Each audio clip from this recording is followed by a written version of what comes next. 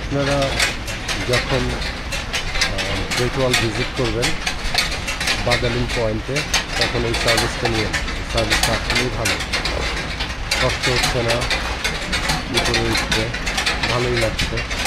আর এখন জুন মাসে মোটামুটি ভালোই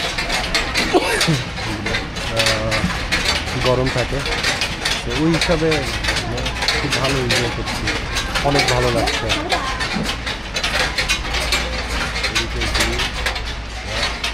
আর যখন বরফ থাকে তখন এগুলোর মধ্যে বরফ থাকে, এটা একটা মানে সত্যি অন্যরকম একটা এক্সপিরিয়েন্সের ব্যাপার। আমি শীতে এসেছিলাম, বাট বরফের সময় আসা হয় না, চিন্তা করছি একবার বরফের সময় আসে। এগুলো সেন্টুরি পাহাড়,